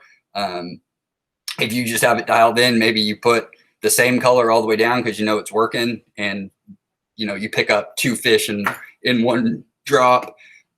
Now these baby shad, what I like about these is you don't have to do anything. So them just being in the water, that tail is always moving in the water. Like with this just being still, the way it's weighted, it's just meant to just sit there and flutter. So with these baby shad, you really don't have to do anything. You just drop it down to your desired depth and just hold on to the rod and wait for that hit to come. But like I said, and you can do that. You can do that same thing if you're fishing live bait. You know, just put your minnow hooks and thread that line through and put it on with either a lead hook at the bottom, or if you're using minnows, you're probably going to want to use a drop shot weight. So like a quarter ounce or half ounce of, I might have a dumbbell weight here somewhere. Something that looks like that. And you just tie that to the end of your line, and then you put your jig heads up. But there's not really much to crappie fishing in the fall. You know, the bite's either on and you found them, or they're, you know, for a number of factors, they're just not biting. But that's the quickest way to find them. Go to where you catch them heavily in the spring, and then either use your electronics, or if you don't have the luxury of using electronics, the way that you can use that same presentation, use a slip cork for your bobber. And if you're fishing from the bank, and then you can get out to the middle of where that creek channel would be, where those fish are at. You don't have the benefit of the electronics, so you don't know exactly at what depth, but that's where putting multiple jigs on at different weights, and you know that the middle of, or wherever you're casting to, that max depth is, you know, let's say 30 or 20 feet if you're fishing off the dam, 20, 30 feet, and you know you want to cast to, you know, X number of distance. If you're not right on top of them, you can slip cork, and then you can bobber jig it and figure out exactly where they're at in relationship to you on the bank, because you don't have the luxury of being the boat, the electronics, and being right on top of them. So that pretty much cut. If nobody's got any questions on crappie, I'll move on. But crappie are hit or miss in the fall, but locating them is just as simple as going to where you find them during the spring when they're up in the shallows, and then just pushing off the bank, and then just figuring out at what depth they are and what they're holding over. Usually it's going to be over the main creek channel in the middle of a cove or out towards the mouth of a cove. Crappie usually will not push out into the main lake because they're going to get eaten. So they like to hover where they can get back to cover. So good places to find crappie is obviously on brush piles where they have things to hide in, but sometimes they don't have that benefit. We have lots of aging reservoirs in the state where we don't have a lot of great structure. So they're just relating that structure to that creek bottom. So if they needed to, if the thermocline will allow it, you know, they'll sift farther and farther down into that water column so that not only they can feed, but they can save themselves from being fed upon. And then, so we'll go to walleye. Walleye and saugeye gets really, really good in October. Most people, again, relate all great fishing to the spring. Not true at all. It's consistent in the spring, but it's just as consistent in the fall. It's just a little bit different on how you're going about it. But walleye are the exact opposite of what we've just been discussing of fish. You know, at this time of year, they're not up on the bank. They're not pushing. They're out in the main cove over a creek channel, or out in the main lake body. Walleye and saugeye do the exact opposite.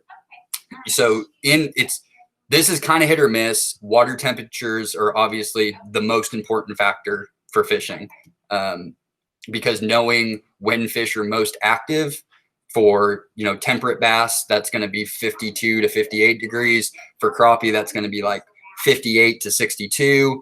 Black bass, it's going to be, you know, above 60, usually closer to 65.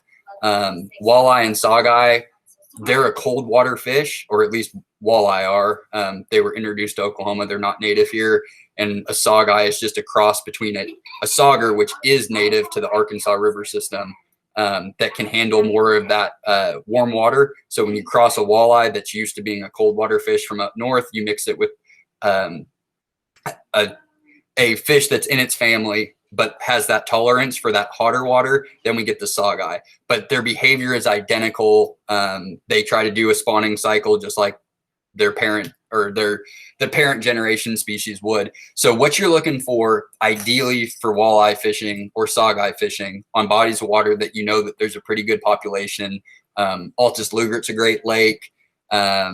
Most of our southwestern lakes are pretty good for walleye and for saugeye. But there's some other areas. Hefner in central Oklahoma has a pretty good walleye population. Canton in northwest Oklahoma has a pretty good walleye population. And then you can look on wildlifedepartment.com on our fishing pages and see where walleye and saugeye, what lakes they've been stocked, when they were stocked, how many fingerlings were put in, to kind of give you a judge of that type of fish population. But what you're looking for is, if it's a normal fall, it hasn't been extremely hot or extremely cold. This year's been perfect. We've had a very gradual drop in temperature since September, not a lot of erratic changes. We've had enough warm days in between the cold days to keep the water temperatures dropping at a consistent base. So this has been an outstanding fall fishing year as compared to, you know, the last decade. This has probably been the best year, or definitely, you know, top 3 of the last 10. So for these walleye and saugeye, what you're looking for is you're looking for the full moon. We're fortunate this year of where we went. We might get 2 cycles of this if it doesn't get too cold. We're just coming off the last full moon. The next full moon will be around Halloween. You're looking for the 3 days leading up to that full moon and the 3 days after it. And you're targeting these fish in shallow water. And so what these fish are doing on these full moon nights, because they get that really, you know, bright moon coming down, it lights up that water at night. They're pushing their bait fish up those shallows. So I'll use Altus Lugert as an example because the way it's built, especially in the main bowl of the lake, so that southern edge where the dam is at, that whole bowl, all of those cliff faces set up perfectly because they're a pretty good transition down, and you have these kind of shallow coves that are around it. So what you're looking for is any type of hard rocky structure. So at Hefner, that's going to be, there's a lot of jetties that go out, like solid concrete jetties. At Altus Lugert, it's natural rock formations that are there because the lake is basically inside like a mountain bowl. And what you're doing is you're going to position yourself. You can fish from the bank. It's a great time to catch really, really big walleye and saugeye, which are excellent table fare. I mean, they're the best tasting freshwater fish by far, you know, followed by crappie, and then pick your poison after that. But you get really nice, big, solid steaks off of them. And this is the time of year that if you get on a body of water like Altus Lugert that has a good walleye population, you can get into fish that are 6, 7, 8 pounds, maybe even bigger than that on these nights. So basically, you're not starting fishing until, you know, it's dark. You can start to find fish, start to push up, you know, the last couple hours of daylight, but it usually doesn't get really good and consistent until after the sun is completely gone.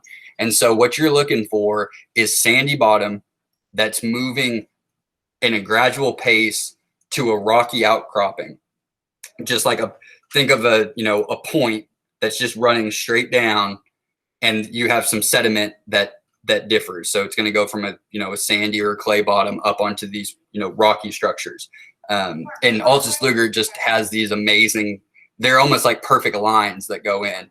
And what you're wanting to use, I don't have any on me, but you catch them on crankbaits.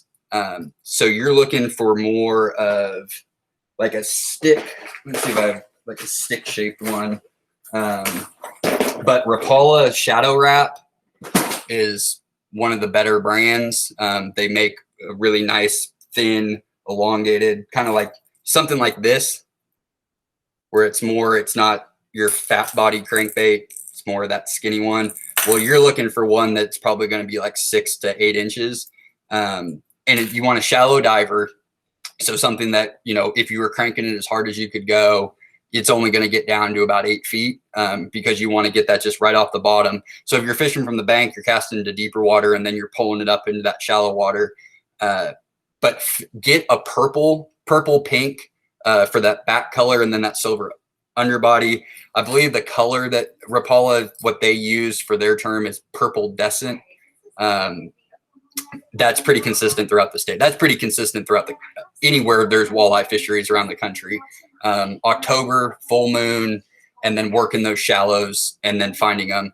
But man, you can have some nights where you just really get into tons and tons and tons of fish and get into those really big fish that are harder to catch. I mean, Oklahoma, they're not native. Their grow season, what they can reach their max size.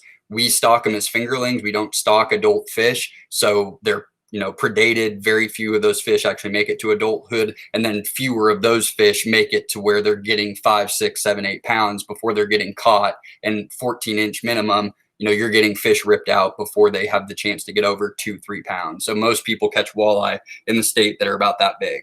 But this is the time of year that you can really get into big fish, and there's not a whole lot of complexity to it. Just getting long stick, shallow diving crankbaits that have, a purple back is the best, but like a pink or a red or a dark blue.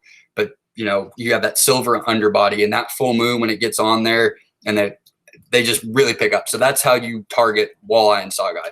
Find lakes that have good, healthy populations.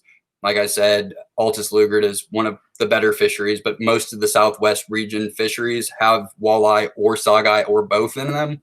And then Canton in the Northwest, and then there's some areas in the eastern part of the state where you can find them as well. But all you're looking for is just, shallow coves, and or bays. I mean, like Altus Luger, it's one big bowl, but you can kind of tell there's some transition of what the sediment structure is when the water meets the land.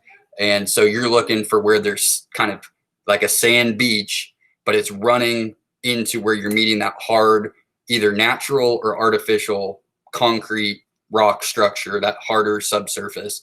And you're just targeting those areas, and you're probably, you're catching fish in less than 5 feet of water most of the time. So it's fun. It doesn't happen a lot. I mean, you get usually you get one chance at it. I think this year we're going to get 2 shots at it. I think we'll get it again at the end of October for that full moon.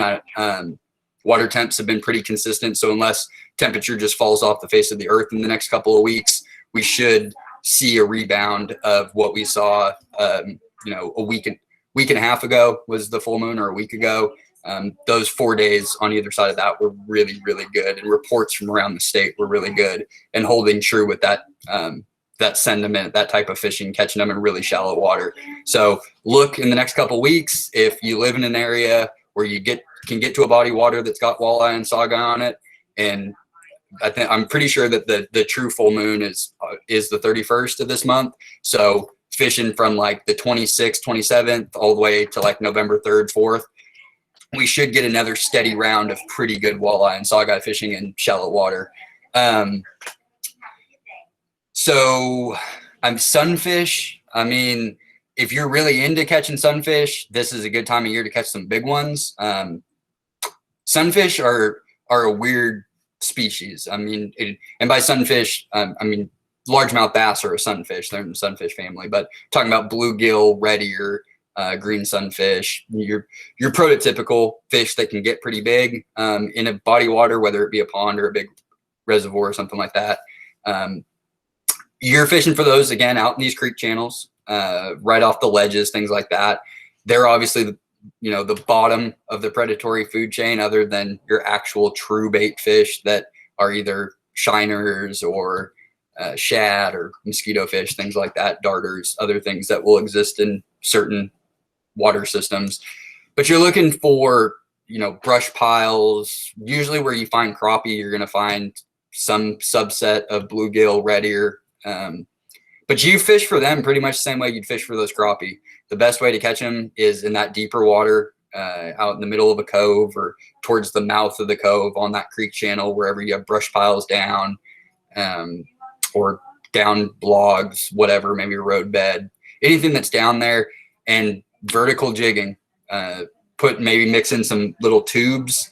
I think I have some tubes back here that are pretty effective, that if it's not the spring when you're just hammering sunfish in super shallow water when they're on their beds and they've pushed up into that shallow water for the heat, something like this, green pumpkin, little crappie max, squirm and squirt. These are pretty consistent throughout the state. I use these for a multitude of species. I mean, if I'm fishing small bodies of water or rivers or creeks, like this is the only thing I fish. I don't take anything else, and that's going to catch crappie, bass, channel catfish, and then sunfish. But vertical jigging, either with the drop shot as the end of your line or a lead jig with the heavier jig head on it to get it down. And, maybe some erratic pops, but you could fish those little Bobby Garlands and pick up sunfish. But they're tough. They're, of all the fish species that are so easy to catch for 6 months of the year, fishing for them at that off time of the year, as we get into the fall and into the winter, they are tricky. They really it's hard to catch them. It's hard to get into them consistently. Some people have spent a lifetime perfecting it, but your best route is to go how you would find those crappie, go out to that deeper creek channel and then find big pieces of structure, whether it be a down tree, artificial structure, and then vertical jig straight down, either letting it sit. You could use minnows as well, or just giving some erratic vertical jigging pops to keep that bait moving. And then you're just waiting for that bite or feel that rod double over. Catfish at this time of year, main lake, off of points where you have, intersecting creek channels are great. It's kind of like if you're deer hunting and you see deer trails, if you got 4 deer trails coming from different directions and intersecting, that's how tributary arms of a reservoir are. If you can get on those crossing points where multiple creek channels are coming in relation to lots of good structures, so points that come in, rocky outcroppings, it could be like a grass bed that comes out. But your catfish, they're going to be out in that main channel, and you're really just looking for depth. It's a really good time of the year to jug line, because you can get out in the main lake. You don't have a lot of recreators anymore. The air temperatures and water temperatures are getting to the point where people really aren't swimming anymore. So you don't have a lot of that disturbance. So jug fishing is really good at this time of year. And it's also really good in April and May, again, before it gets really hot, and you get those recreators. So that's kind of why I love fall fishing, is you really have the lake for fishing, or you have a stream for fishing. You no longer have the boating and ski-doos and everything else that comes with recreating during the summer on a body of water. So fish become more predictable, and that's why you get these big bites and everything like that. But those catfish, if you want to fish rod and reel, find your biggest creek arms that come into a body of water, and then whatever the main creek channel is, that main vein of the lake. And then just, if you have the option to use your electronics, use them. You can usually find fish. They school up as well. Blue catfish, flathead catfish start to go to their wintering grounds. And so you'll find them. You'll find really, really big fish all together in very close proximity. And Generally, if you're finding catfish, just like any of the other species that you're finding in the fall, they're forming these loose schools. So you find a multitude of fish in the same general area. For blue cats, shad, you can't beat gizzard shad. So if you're on a body of water where you can throw a throw net that's allowed, get your gizzard shad. Like I said, jug lining, it's just a great time of year to jug line if you want to get some catfish for the freezer. Because then you can go fish for other species while your jug lines are floating. That's what I do. I don't spend a whole lot of time rod and reel catfishing in the fall or the spring. I'll do a little bit of it in the summer when other species are just harder to catch and the water's hot. But usually that main creek channel, any intersecting points, and then just finding the depth if you're fishing with rod and reel.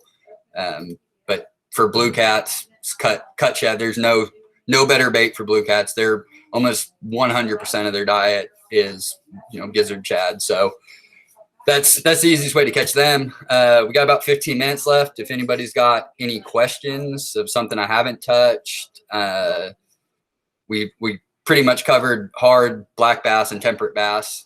Most of these patterns are geared towards them. But like I said, depending on the size, you can really open up a multitude of species. If you're using if you find a smaller pattern, especially if it happens to be a crankbait that day, you're probably going to get into pockets of crappie, pockets of white bass. If you're on a lake that has hybrid striped bass, you might get into pockets of hybrid striped bass, and then picking off loose schools of largemouth along the way. And that's why it's just a great time of year to catch lots and lots and lots of species using the same thing. But covering lots. If you take anything away from this, just try to fish pre-frontal days in the fall when you can, or during a front if it's not a severe one, and then working your way from top water in the morning and then following those creek channels, but covering water. 95% of fish live in 5-10% of the water. So that's 80% of a body of water is just dead water for fishing, and you don't want to be filtering water all day. So constantly moving, and then trolling. Trolling's a great option at this time of year because those fish are keyed in on bait fish, so they are looking for shad and other bait fish to eat. So if you control umbrella rigs, or you can troll rattle traps or bladed. I don't even know if we touched on the bladed ones, but this is just a bladed bait, and then crankbaits. That's a great way to explore a new body of water if you don't know it very well, is just to troll until you figure those things out, especially when you don't exactly know where all those creek channels and ledges and drop-offs are that are going to hold the majority of the fish. So that's kind of the biggest takeaway from this, is cover lots of water, figure out your pattern, and then from there, you just kind of tune it in and know that if it was working the day before and conditions haven't changed, the next day is probably going to be the same. But understand that anytime a front comes through, those few days afterward, as the air is stabilizing and everything like that, fishing is usually pretty tough, even at this time of year. Are there any department lakes that you'd recommend for fall bass? Yeah, most of our lakes are pretty good.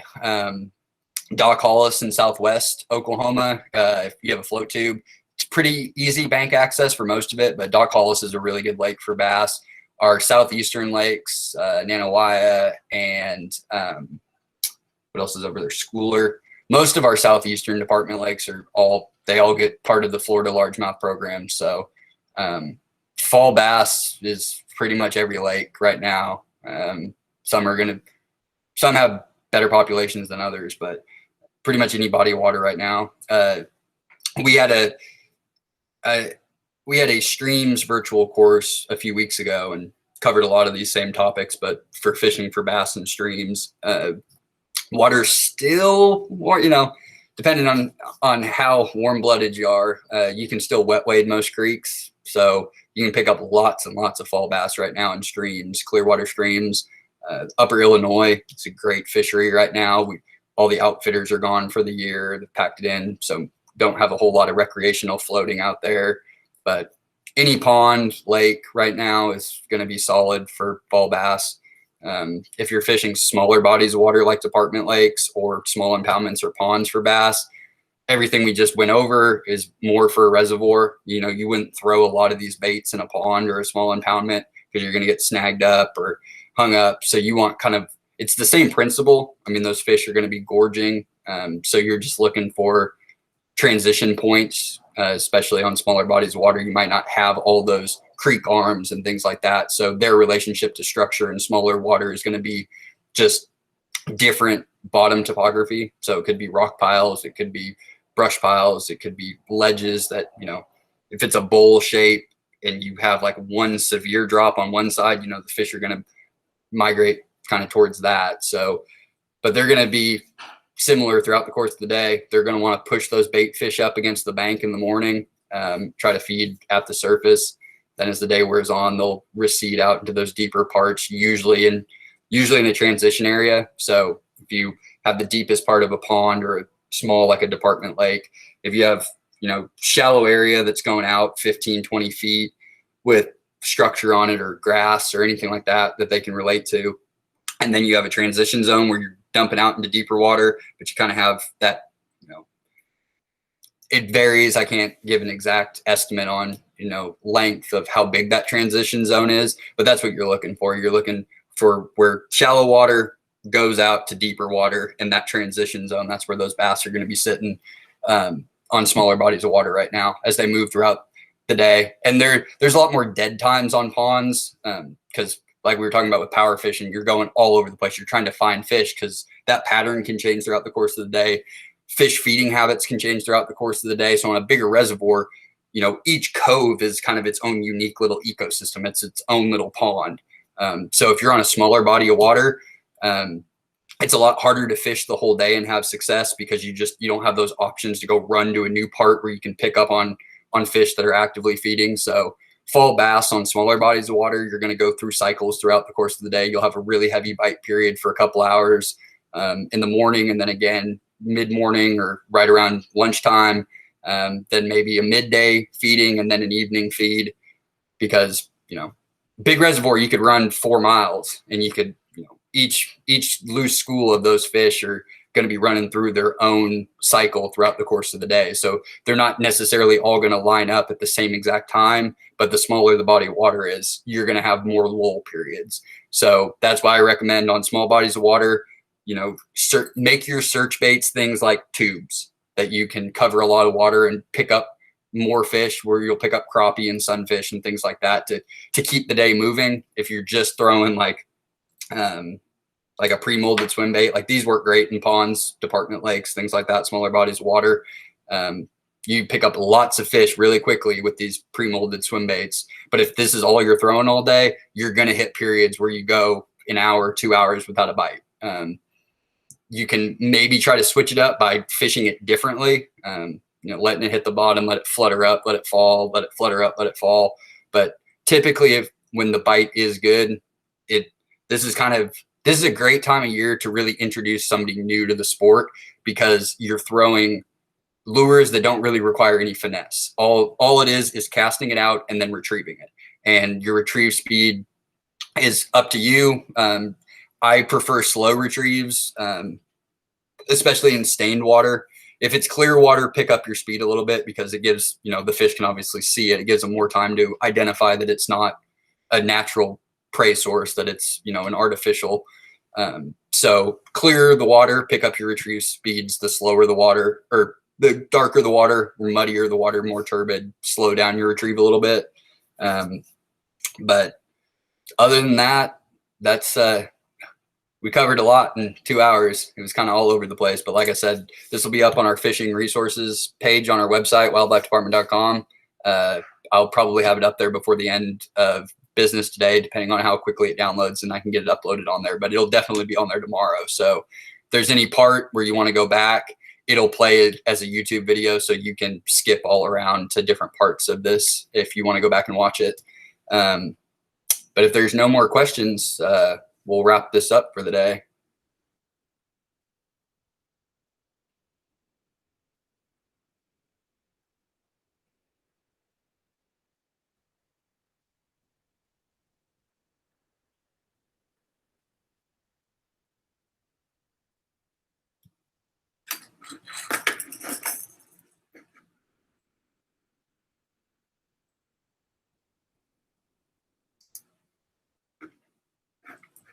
All right. Well, if we don't have anything, I'm going to stop recording and hop off.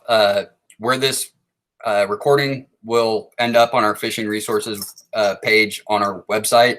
My contact information is at the bottom of that page. So if you think of something, shoot me an email or give me a call.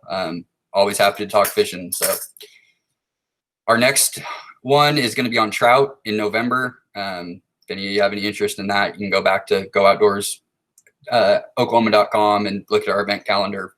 We have one for next month for trout, and then the one in December is going to cover wintertime catfishing. So if you have any interest in those, sign up. If you can't, again, all of these will be recorded and they'll be posted to our webpage. And then we have an archive on that page as well. So every previous one ends up on there. Where's the best place to fish for walleye at Hefner? The best place is kind of, it's hard to really pinpoint that.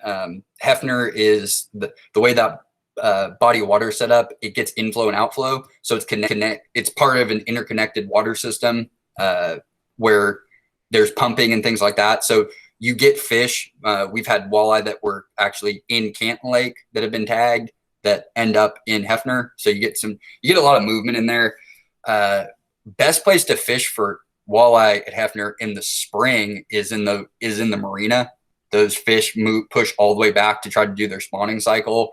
For the fall fishing right now, over by the golf course, there's a really good concrete jetty that goes out on that. That would be a good spot to try, especially once we get, like I said, towards the full moon at the end of the month. I would definitely fish out around that. You can have success there. Stars and Stripes Park, there's a couple of good points off of that. But basically the main thing for looking for walleye at this time of year, especially around the full moons where you can really target them in shallow water, is you're just looking for that combination of soft sediment that's working out from deeper water up into a hard substrate, whether that be a rocky outcropping, an artificial fishing jetty, but they want to use that to push those bait fish up. Speaking of the next question about Grand Lake bass, the blue cats do that there too in the winter. They'll actually push all of those shad up on the concrete blocks around the dam, and they'll actually come up out of the water and beach themselves on that concrete to eat those shad that they've pushed out. And that's essentially what the walleye are attempting to do as well. So good tips for grand, for bass this time of year. Pretty much everything we covered in this is pretty standard. Catfish, they're going to start working their way towards the flats at the north end of the lake. So up like Aguchi Flats, Aspen Wall. There's a really good wintering ground for flathead catfish right by Bellarina boat ramp. There's kind of a cove that goes back in around that. There's lots of really, really big, 30, 40, 50 plus pound flatheads that group up there. I'm not sure how easy they are to catch. They slow down their metabolism and they kind of hold the bottom and they don't really feed a lot. But if you work some of those areas, like if you're trying to get into big flatheads, a live bluegill, go to a local pond or creek by your house and load up a bucket full of live bluegill. And if you can find those wintering grounds and you can get them to feed, you can get into some pretty substantial sized fish at this time of year. But if you're just going for trying to catch mass fish, channels and blue cats up the north end of the lake, Aguchi Flats, they're going to start transitioning up onto that. That's kind of their wintering flat ground. They're really only in probably less than 15 feet of water. The best way to fish for them is just, get yourself some shad and then cut bait, throw it on the line, and then just bottom bounce. So if you have your boat or anything out there, just let the wind push you and go get out in the middle of those flats and just, drop it down to the bottom with a drop shot and maybe be 2-3 feet off the bottom. And you can fish anywhere in the water column, but just let your boat drift. So go out there on a light breezy day and let it push you, and you can pick up lots and lots of catfish. It might still be a little early for that. That starts to get better as we get closer to winter. But they certainly start to push into those zones at this time of year. But bass, everything we covered today. Any of those creek arms, elk, spring, as you work Honey Creek, any of that, start in the backs of those coves early in the morning and then start to work your way out. The Honey Creek area, we actually just completed a habitat project there a few months ago, and we dumped 250 new pieces of structure in around the Honey Creek area. And all of those GPS points can be found on our website, but they're all marked. So Honey Creek would probably be my recommendation right now for bass fishing, but any one of those big arms at Grand, what we talked about today, if you can hit it a couple of days, you know, leading up to a front, you probably get into lots of good bass. Anything on the Grand system is going to be that way. Fort Gibson, Hudson, they're all going to fish fairly similar right now. Ballerina, it's mid lake on the east side. But yeah, there's some pretty good flatheads that get in around that. But if you're just going for numbers, definitely the northern end of the lake and working those flats and just letting the wind and the current just push you and just let it dead drift along, almost like you have jugs floating, but with rods in the water. And then yeah, bass, everything we covered is going to help you there. I mean, that's the Grand system just as a whole, all the way down to the Arkansas, is just such a tremendous black bass fishery that it's really hard to go wrong on Hudson or Fort Gibson or Grand. They're all going to fish fairly similar, and it's a good time of year to get into lots and lots of fish. But if that's it, it's 3 o'clock. So I'm going to stop recording here. And like I said, I'll post this up to our website. Hopefully it'll be on before the end of the day, but appreciate everybody coming. Like I said, visit wildlifedepartment.com, fishing resources webpage. You can get my contact information, and we keep seasonal tips and tricks on there. So some of the stuff that we didn't discuss in today's clinic, but you might want to know about, you can find on that page. And that page is constantly getting updated with new information. So, you know, check back with it every couple of weeks, and there'll be new fishing information on there that's seasonally specific to certain species or certain bodies of water, with tips and tricks to help you at that time of the year. You know, we're not going to give you stuff for 2 years from now or, you know, next summer. So all the information on there for fishing tips and tricks is all relevant to the time of year. So go ahead and check that out. Other than that, thank you everybody for coming. Really appreciate it. Hopefully you guys got some good info out of this, and it helps you get those lines tight this fall. All right. See y'all.